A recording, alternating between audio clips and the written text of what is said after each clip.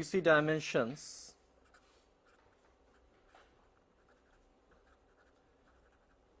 and we will be considering some typical examples.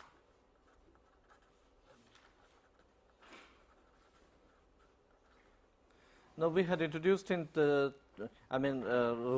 we had introduced this particular topic in the last class, but I think that many of the students felt that some more examples and some simplified explanations were necessary, because it's somewhat difficult to grasp the concept of VC dimensions immediately. But anyway, before we present any simplified analysis for that, it suffices to say that the basic purpose of using the VC dimensions is that we would like to evaluate for a particular learning network, okay, for a neural network, be it a single layer or a multi-layer perceptron type, or any other configuration. We would like to know that how many number of patterns we can reliably feed to the system, okay, so that it can accurately classify. Okay. So, for that purpose, VC dimension was providing us with some index. Okay. That is what we were looking for, but we need to understand it in a little more lucid terms, okay, so that it is possible for us to find out the implications of the VC dimensions for any typical learning machine.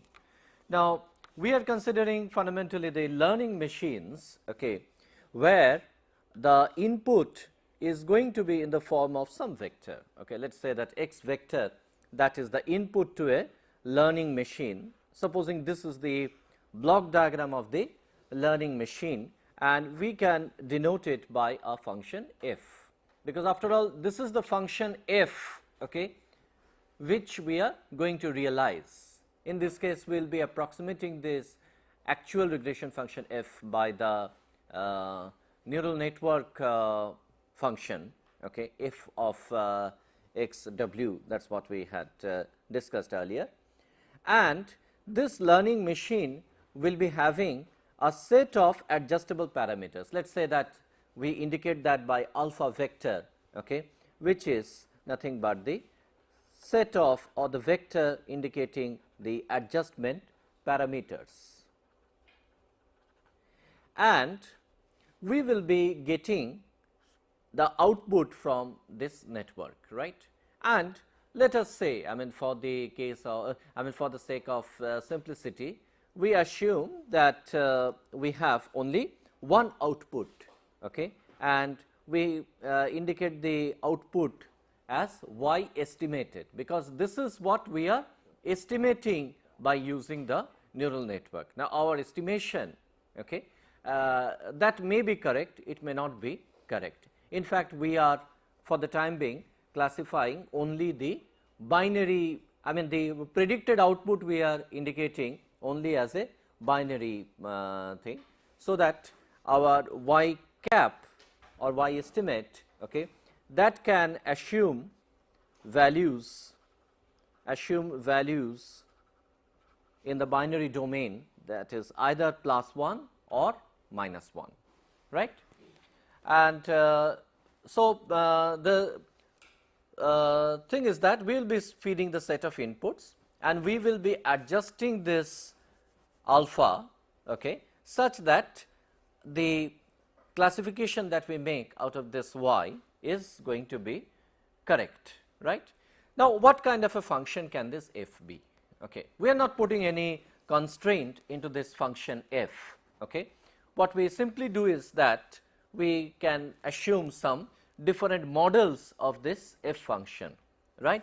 So, the first example that we take for the function is that, let us say that we consider the function f, okay, as follows, that this function f naturally, this f will be a function of x vector obviously, and it will also be a function of some b, okay, some constant, okay, or bias which you can think of for the network, and this can be indicated by any typical function, and let us say that we consider a signum function whose argument is x vector dot x vector minus b. Okay. B can be assumed to be a scalar quantity. Now, can you tell me that, okay, I mean, let us assume, okay, that x vector is a 2 input vector. So, this is another simplified assumption that we are making, that we will be understanding the VC dimension concept from a very simplified dimensional point of view. So, we are considering a 2 input vector. So, our x vector is a 2 input vector, all right.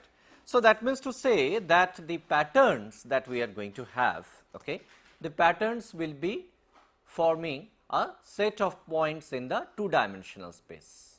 I mean, it is easy to imagine or extend the concept to m dimension, because in that case we will be considering that if x vector is an m input vector, then we will be considering an m dimensional space, and there one particular pattern will indicate a point in the m dimensional space. So, here we will be having the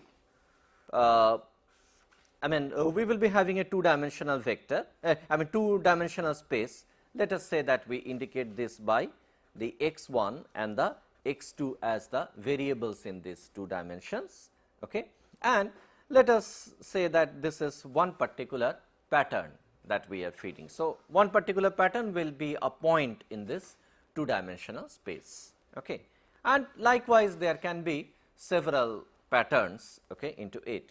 But if we define the function to be of this form, that it is x vector dot x vector minus b, okay.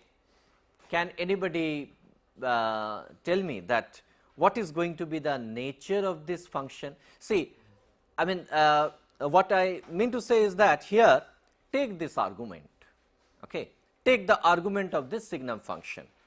So, what does it mean? That as long as this argument is greater than 0, okay, the input will be classified, I mean, whatever input you are feeding as x vector, okay, that will be classified as +1, and if the x vector is such that this argument becomes less than 0, okay, then it will be classified as -1, simply that, okay. So, that means to say that somewhere there will be a decision boundary for this function, okay. And can you tell me that what type of decision boundary does this function realize? X vector dot x vector, it is in the 2 dimension, mind you. I mean, just a simple 2 dimensional example. Can anybody like to have a guess? Circle. Yes. I mean, anybody feels otherwise? Okay. So, I mean, somebody has answered that it is a circle. In fact, it is indeed so, and it is quite easy to verify that. You see, this x vector is consisting of x1 and x2 coordinate and an x2 coordinate. So, it is a 2 element vector, and if you take any particular point, let us say you take this particular point, okay, and then you will be having x vector as this one as the x1 component, this one as x2 component, and if you are taking x vector dot x vector, okay, if you are taking the dot product of that, in that case what are you getting out of it? You are getting x1 square plus x2 square, okay. And what is the boundary equation? That this argument of this equation, that is x dot x minus b, that should be greater than or equal to 0, okay, for a signum function realization, which means to say that x1 square plus x2 square, that should be greater than or equal to b. Now, this is, I mean, when you take the limiting case, that is, if you take the boundary of the decision, then the boundary of this decision will be x1 plus x2 square is equal to b, and this is nothing but the equation of a circle in the x1 x2 space, all right. So, here the decision function that we are getting is something like this. Let us say that the decision function is realized this way. Of course, my drawing is not indicating a good circle, okay, but I mean this will, I mean once we indicate an equation of this form, okay, if the function assumes an equation of this form, this will definitely form a circle like this. And we will be having different patterns, okay. Let us say that I mean there are two classes of patterns in this, okay. Some classes of patterns are indicated by this color. Let us say that these are the different. So, when I am indicating the patterns with this color, okay, this will indicate an output to be equal to -1, and when I am indicating the patterns with this color, and instead of using the triangle I use a filled circle just to make a distinction between the two categories of patterns, okay. If it is like this, I mean if the set of patterns that we are feeding to the learning machine is like this, where all the I mean all the delta patterns they are -1 and all the filled circles they indicate +1, then you can just see that from the diagram that I have drawn, okay, there is a proper classification that has happened, that all those which are inside, all the patterns which are inside the circles, okay, they will be indicating an output equal to -1, and all the patterns which are outside, they will be indicating +1. Okay. So, this is a decision boundary that we could show out of this. Okay. Now, instead of a function like this, so here the function is of this form, I mean where this is a quadratic function that we are taking. Now, instead of a quadratic function, if we take a simple linear function, then what happens? Let us see that. Let us say that again we take the model as follows, that x is an input, x vector rather is an input, and f is the learning machine for which the adjustable parameters are alpha, and y cap is the output of that. In that case, we can I mean the function f that we are going to realize is as follows, is defined as follows: f as a function of w vector and I mean x vector and w vector, we can indicate as the signum function of x vector dot w vector, where w is also a, I mean here too we assume a two-dimensional space. So, x vector is two dimension, even w vector is also of two dimension. So, in that case what happens is that I mean this is the kind of a function that we take. So, if we take x vector to be x1 x2, okay, and we take the w vector, okay, to be w1 w2. In fact, I mean to write it in a more precise form, we should not write it this way, we should rather say signum of w transpose dot x. Okay. So, that ultimately what we are going to have is w1 x1. So, we will be writing w transpose as a row vector of w1 w2. So, it will be w1 x1 plus w2 x2.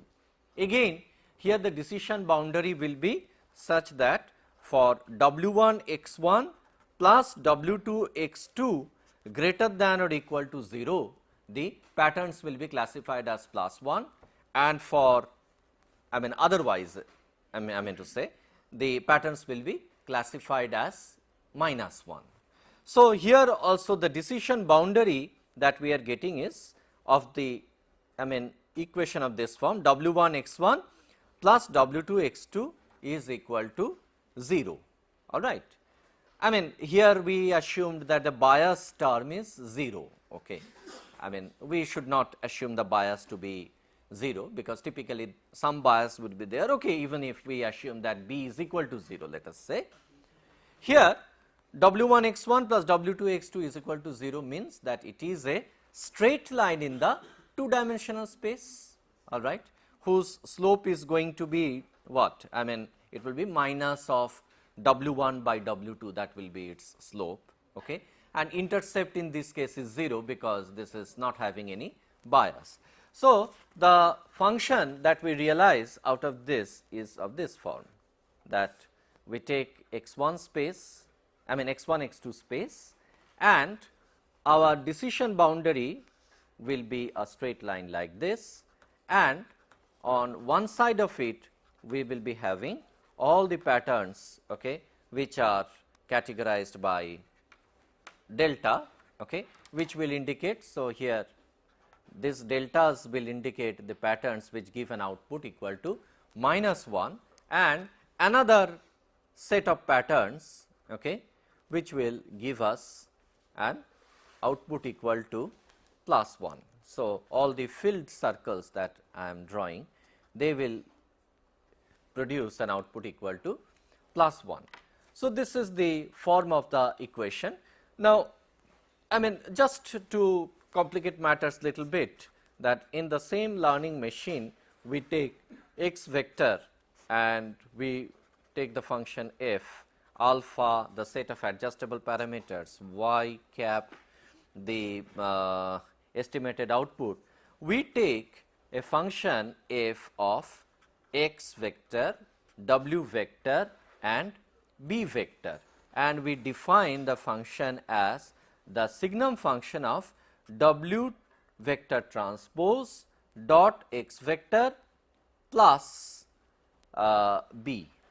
Okay. In fact, this transpose type of representation would have been required here also. So, here also we are taking the x vector definition is a column vector. So, we should indicate this as x transpose x vector. So, that it assumes in the quadratic form. So, you can make this correction that it should be x transpose x vector, I mean in the case of circle, okay. Whereas, in this case it is w transpose x vector plus b. So, for this the decision boundary equation will be w1 x1 plus w2 x2 plus b is equal to 0. This is the decision boundary. So, greater than that will classify the patterns into this, less than that will classify into this, and here this b basically is an indicative of the intercept of the straight line. So, if we vary b, then what we are varying is the bias or the intercept of the straight line. So, that is why that whereas with 0 intercept the function f was looking like this passing to the origin, in this case with intercept the function will not pass to the origin, I mean rather that will pass to the origin only in a special case when b is equal to 0, but otherwise I mean with some b it will go like this. So, that the decision boundary will be such that on one side of it we will be having all the patterns that give us output equal to -1, and on the other side we will be having the patterns with output equal to +1. All right. So, these are some of the typical functions that one can take, okay. But I mean we have to really come back to our original purpose of specifying and really understanding that what VC dimension is. Any question at this stage? So, what are the additional parameters alpha? What do you mean by that? Okay, let's see. I mean this is a good question. The question is that what is this alpha? In fact, I mean here alpha or the adjustable parameters are nothing but w's and b's, that is all. All right. So, typically I mean as a general case I would write that f is a function of x vector and the adjustable parameters alpha vector, where alpha will indicate both b as well as the w's. Okay. Now, in this case I mean I took the simplest of case that we have only 3 adjustable parameters w1, w2 and b. All right. Now, with this type of simplified functional representation in mind, okay, we will give some typical examples of VC dimension. But before we give that, let us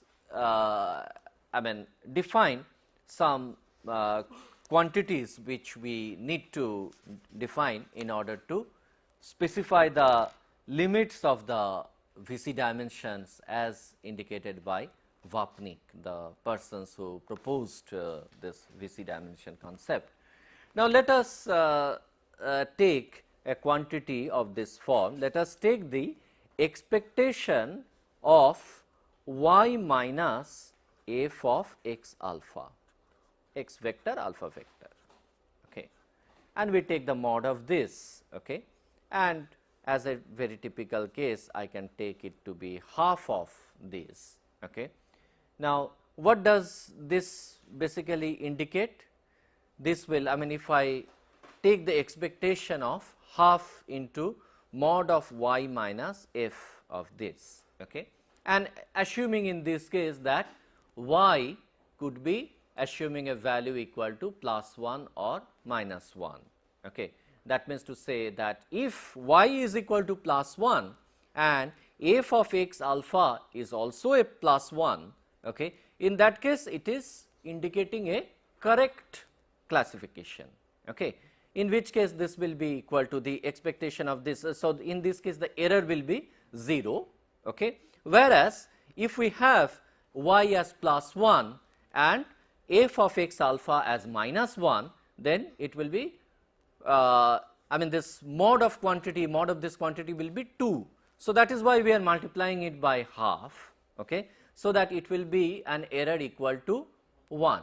So, for some of the patterns the error will be equal to 0 and for some of the patterns the error will be equal to 1. So, if we take the expectation of this, that is something which is going to lie between 0 and 1. So, we can as well indicate it as a probability of misclassification. So, by this by taking the simplest of assumption as +1 -1 categorization, we can indicate that this expectation of this quantity is a probability of misclassification for the test patterns. You see here I have purposely indicated this to be y, okay. I did not put any yk, okay. I did not put any training pattern. I assumed that y is a test pattern. So, it is a probability of misclassification, or you can also call it as a test error probability, okay. And this is defined very rightly as E of half of this quantity, and I now indicate this as R test, okay, because this is a test pattern. So, this is R test as a function of alpha, that is equal to E of this, okay. Now, in this case, now let us say that all the training points, so let us assume that all the training points, that is the set of xk, yk, okay, they were drawn as identically independent distribution. So, IID distribution, okay. So, then also the future test points also will be taken from that same IID. Anyway, with that assumption we can define the training accuracy or the fraction of training set misclassified as R of train alpha, which will be equal to 1 upon R into summation half of mod yk minus f xk alpha, okay, mod of this whole quantity where we add it up from k is equal to 1 to R. Now, please take time to understand what I have written.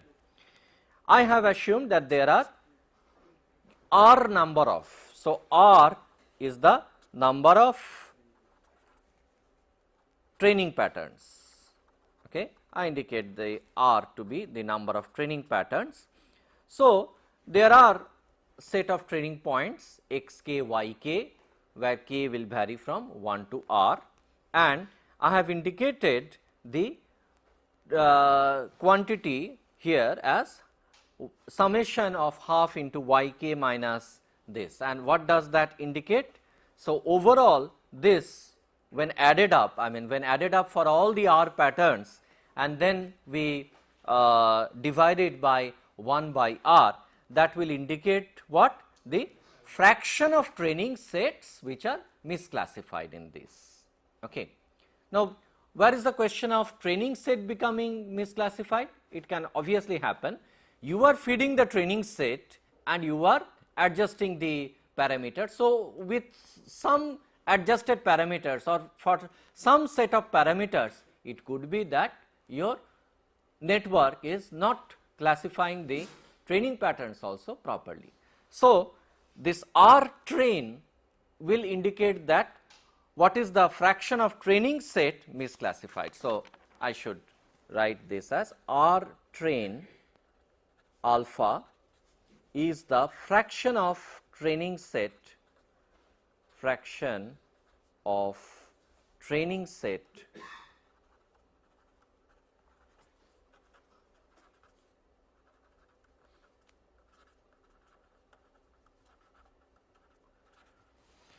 Now, without going into any I mean detailed rigorous mathematical analysis, if I ask you that out of these two parameters that we have defined just now, that is R test and R train, okay, out of this which one would you expect to be lower?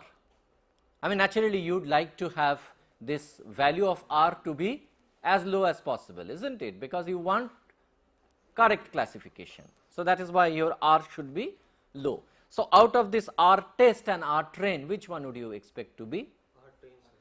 Obviously, you would expect R train to be lower, because you are adjusting all the parameters by feeding the training patterns and then only you are applying the test patterns and trying to find out its accuracy. So, naturally the network is already tuned to the training patterns. So, without going into any mathematical analysis, we can say that R train is going to be less than that of R test, okay, or to alpha k in this case of R train.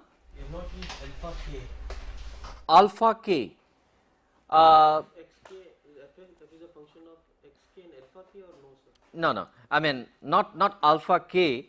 You can say that it is again alpha vector, because what we are doing is that xk yk is a pattern, okay, which is applied on the network, and the network's adjustable parameters are alpha vector. So, I should say xk comma alpha vector. So, what I need to say is, so that xk input vector is there, sir. xk yk is a training pattern, training point. For that it will have some weights, w1 or w1 vector we can say. But but the weights need not be w1 and w2 only. I mean it could be a multidimensional weight, okay. So, whatever free parameters are there in the system, okay. So, I am indicating that all the free parameters in the system, okay, by this alpha vector. So, the free parameters will remain as it is, okay. I mean I am not putting I mean different free parameters for different test patterns.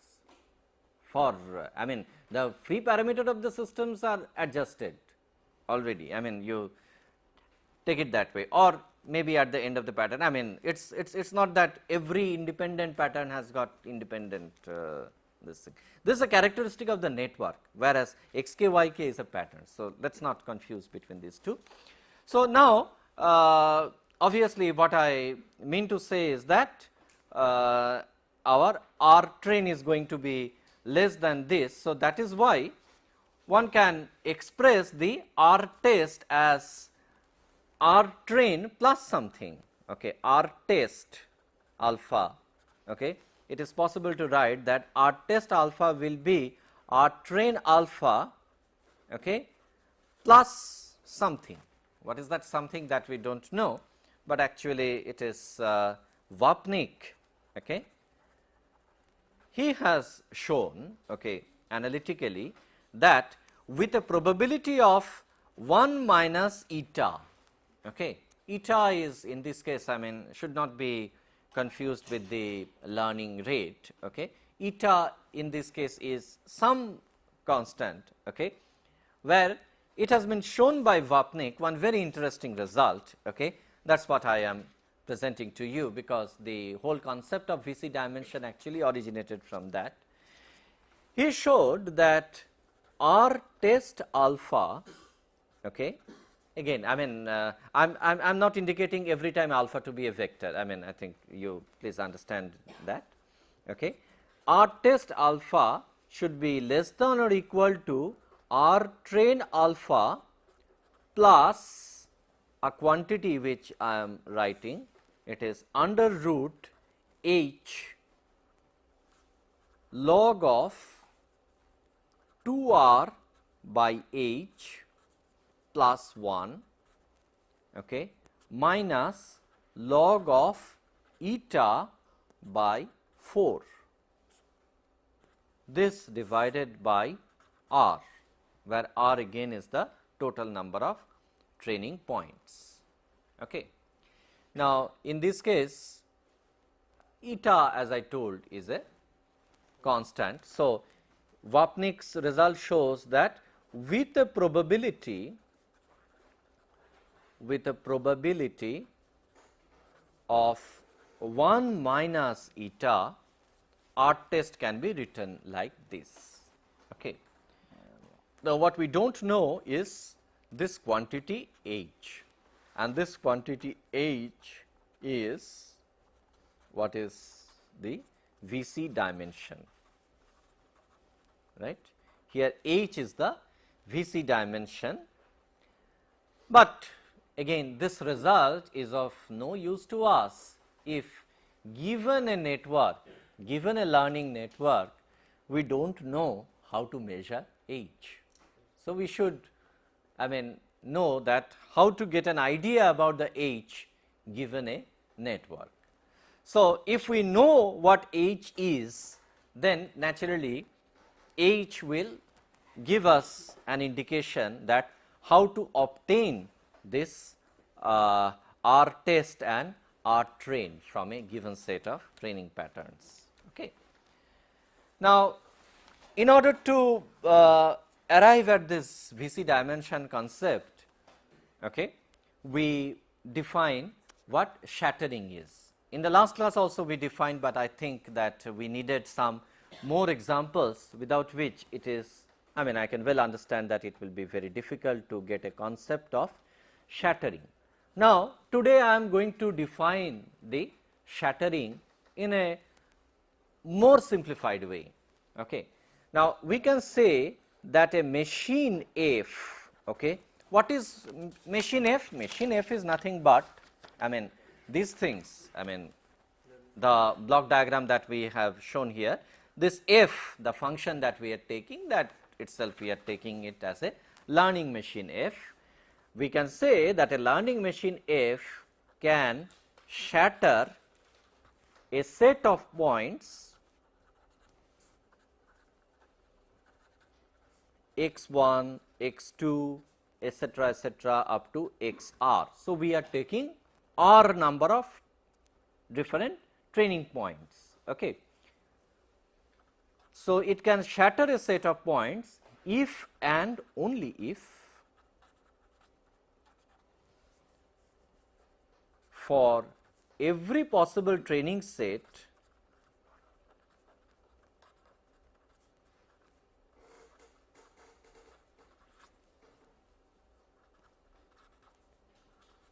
of the form. Now, how are we indicating the training set? Obviously, as x1, y1, okay, x2, y2, okay, up to xr, yr, okay, this many training sets. Okay.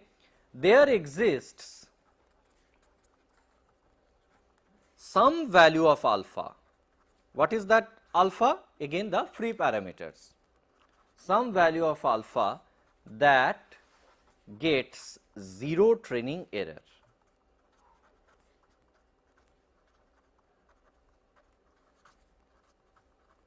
Now, you see, our objective is to have as minimum of training error as possible. I mean, if possible, we will try to have a zero error. In fact, zero training error is definitely going to be our objective. Okay, that I mean, there should not be any error while at least training the system. Okay.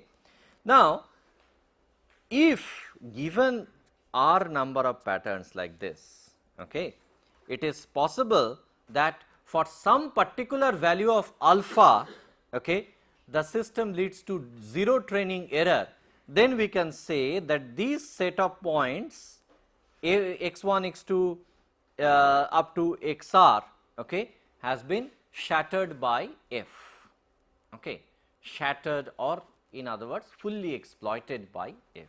So, let us understand it this way.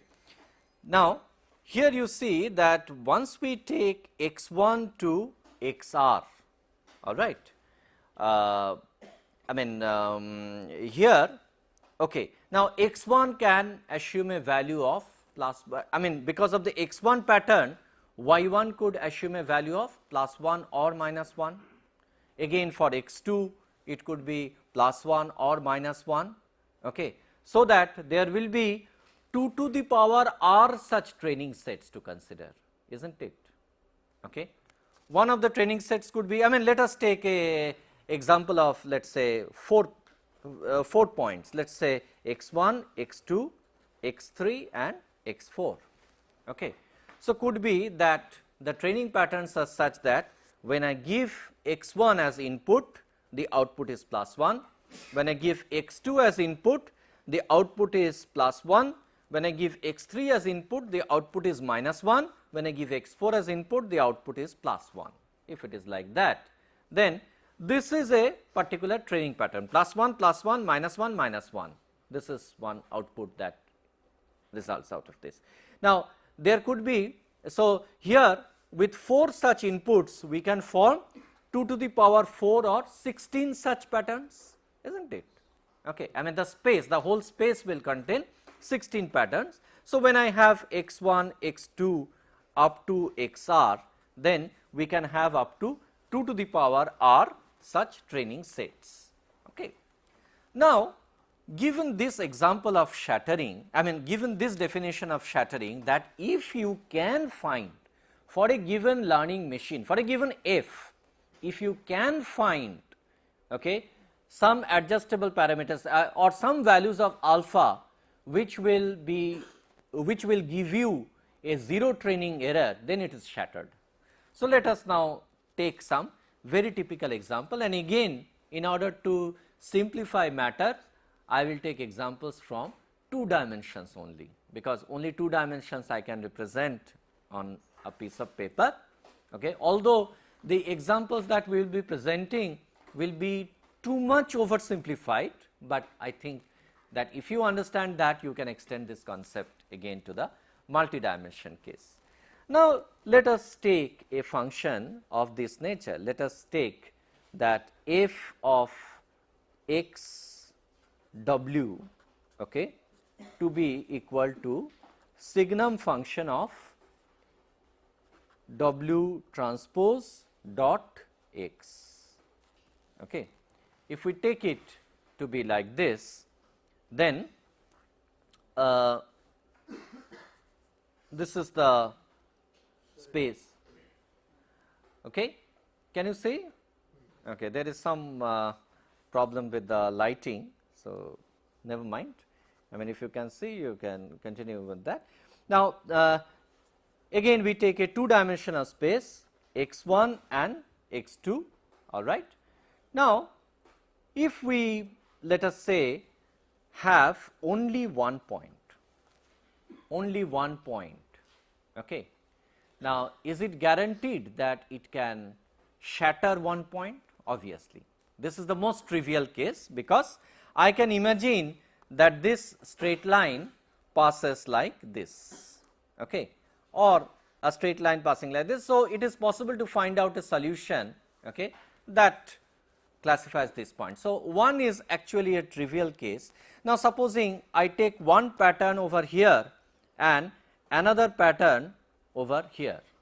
Okay.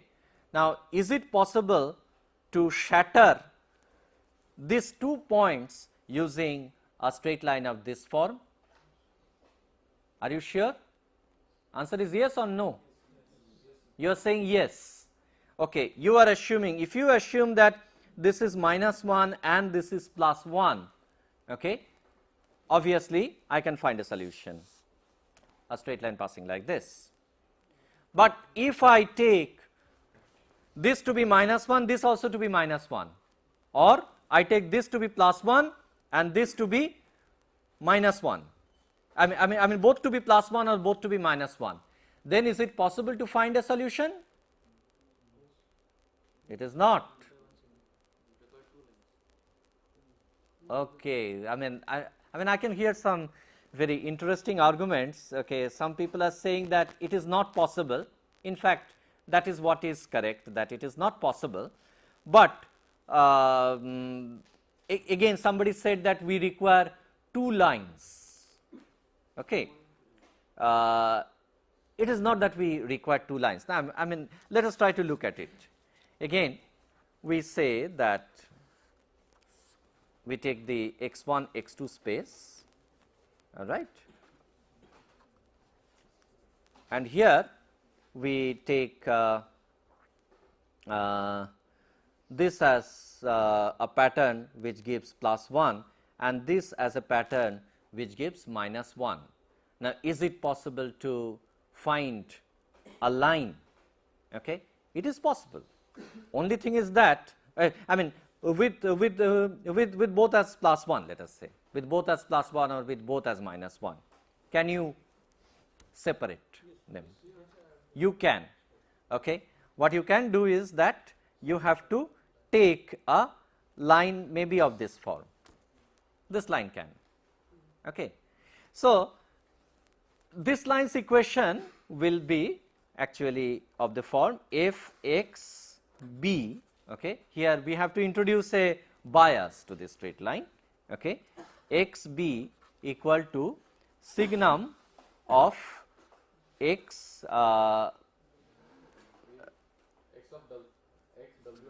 x no I mean this will be, yeah, I mean signum of your right, yeah, we should write it as f x w b, okay, as signum of w transpose x, all right, minus b, correct.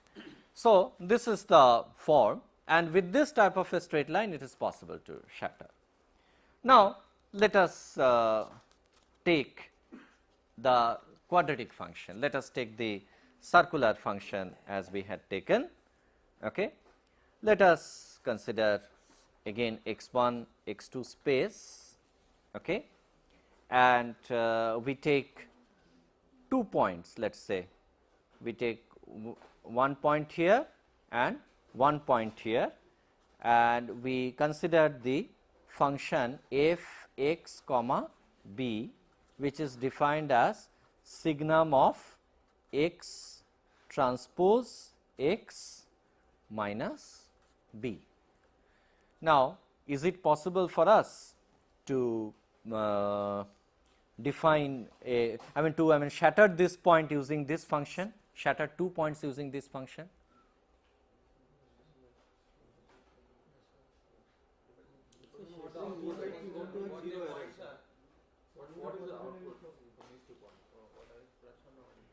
Okay, see, I mean there you will have to note one thing, that the patterns could be, I mean, having any 2 to the power r combination. So, here I have got 2 points, okay. So, my r is equal to 2. So, I can have 4 combinations. I can have this as +1, this as -1, this as +1 both, -1 both, or this as -1, this as +1. So, it is possible for us to define the patterns in. So, I mean, I am saying that for all these 2 to the power r combinations, okay, you should be able to find out a solution. Okay, that is it possible to separate out these? It is not possible. you see that I keep on increasing this circle's radius. Radius I can increase by using this b. Okay. Now, I can try to set a circle of this. Okay. Again, these 2 points, certainly if I have both to be plus 1 or both to be minus 1, then I cannot separate using these. Okay. So, here you see that the same number of points, that is for just 2 points, the quadratic function is unable to separate. Okay. Whereas, the linear function which we considered just little while back could shatter 2 points. Okay. So, here linear function can shatter 2 points, but a quadratic function cannot. Okay. So, this cannot shatter. Okay. Whereas, in this particular example, this can shatter 2 points. So, in this you define it as plus 1 plus 1. Now, if you take here also 2 to Look. the power r combinations, then again you will not be able to shatter them. No, for any combination I can shatter. That is the definition. For any of the 2 to the power r, I should be in a position to shatter. You see, I mean here, I mean no matter whether I have plus 1 or minus 1 or plus 1 minus 1 or minus 1 plus 1, okay, I can shatter using this equation. Okay. Whereas, I cannot shatter using a quadratic equation. Okay. Yes. If both the points are plus 1 Hmm. and the points lie outside or completely inside the circle. Both become plus 1 and completely, no, the thing is that you have to consider all these possibilities, that it could be plus 1 plus 1, plus 1 minus 1, minus 1 plus 1, all these four combinations should be possible with these 2 points. Okay. Then is it possible for the circle to shatter? It is not. I mean for a circular function to shatter, it is not. Whereas, given 2 points, okay, any of these 4 combinations, okay, can be shattered by using straight lines, but using circles it is not.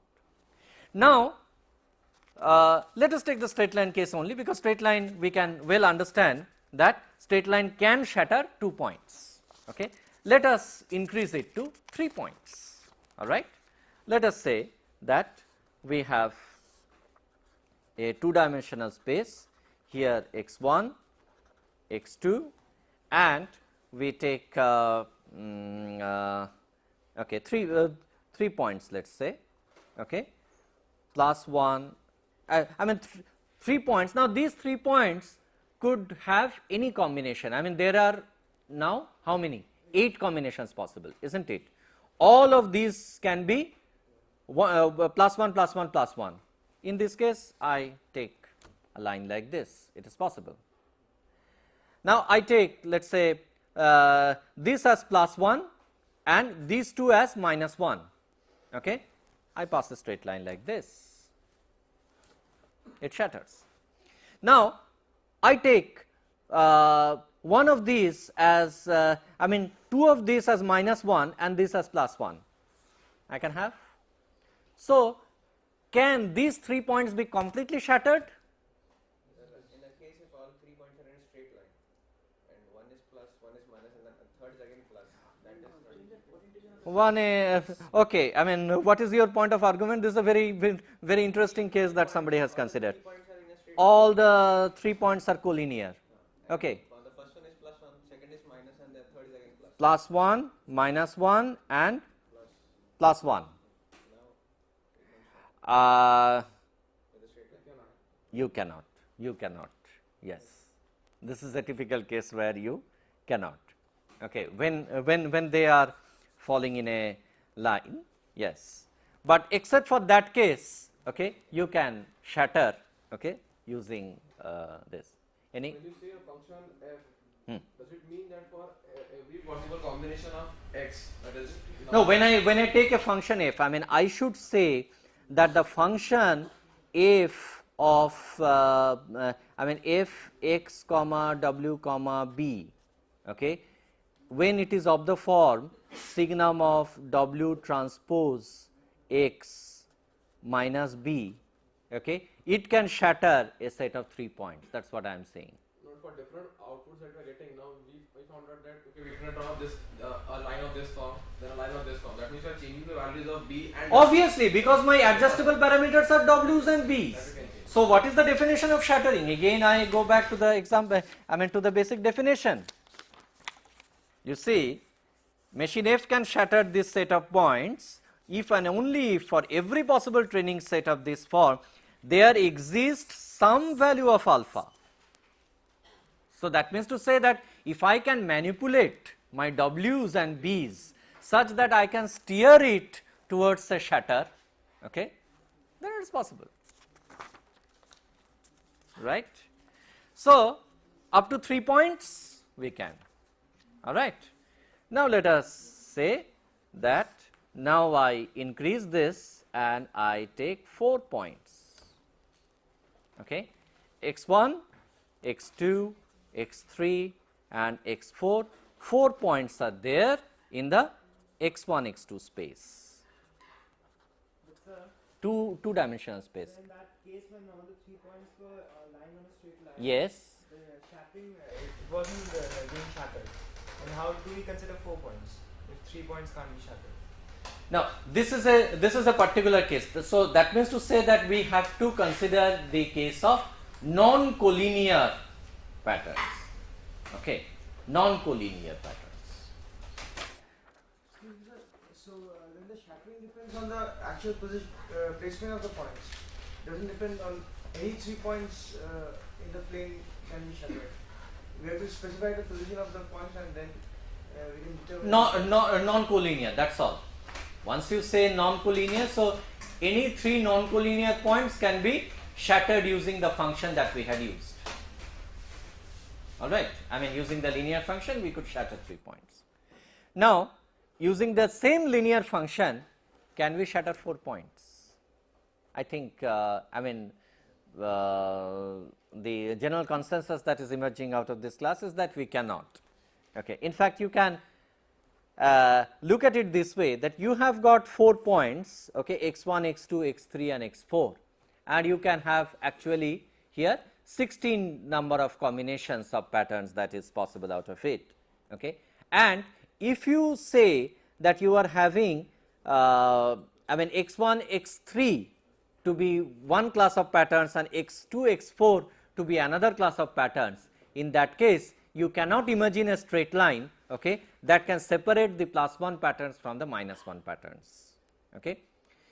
In fact, the basic philosophy lies like this, that when there are 4 points, then by joining any 2 pair of points out of these 4, okay, you can have how many? 6 such lines, isn't it? And 2 such lines, they intersect with each other. Okay, the 2 diagonals, I mean if you are taking the line joining x1, x3 and x2, x4, they intersect with each other. So, that is why if you are having I mean patterns which give you +1 values at x1, x3 and which give you -1 values at x2, x4, okay, then it is not possible for you to pass any straight line. Okay. However, adjustment you can do with w's and b's, okay, it will not be possible for you to have that. So, naturally 4 is ruled out. So, how many points could we shatter using the linear function? We could have 3, okay, 3 non-collinear points. So, in this case I should say that H is equal to 3. Okay. So, the VC dimension for this particular, I mean for a special case of 2 dimensional case, okay, when we have only x1 and x2 as the variable, there H becomes equal to 3. That means to say that up to 3 patterns we could shatter, okay, or out of 2 to the power 8 combinations, 2 to the power 8 combination, I mean 2 to the power 3, that is 8 combinations could be shattered, or rather 3 points could be shattered. Okay. So, the VC dimension H is equal to 3. So, when the dimension, that is m is equal to 2, we have h is equal to 3. Now, it is possible to extend this analysis for higher dimension. When m is equal to 3, then we can show that h is equal to 4, and when m is equal to 4, h is equal to 5. So, the law that emerges is that h is equal to m plus 1, okay, 1 more than what the dimension of the system is. So, that means to say that if we are taking, let us say, a 5 dimensional input x1, x2, x3, x4, x5, okay, that means to say that up to 6 patterns can always be reliably separated, or reliably separated means the correct classification exists up to 6 patterns. But this result is somewhat worrying to us, because if we are spending our time and energy to build a 5 input network and ultimately we show that it can only classify 6 patterns, okay, we are expecting somewhat more than that, isn't it? So, that is why, I mean, we have to see that whether a single layer network is good enough, or if we go in for a higher layered network where we cascade I mean one layer with another, then whether we can increase the VC dimension or not, that is something what we have to see later on. All right. So, that is all for today's class. So, in the next class we will be discussing 1 or 2 more points related to this VC dimension, and then we will go over to the next topic, that is the single layer perceptron. Thank you very much.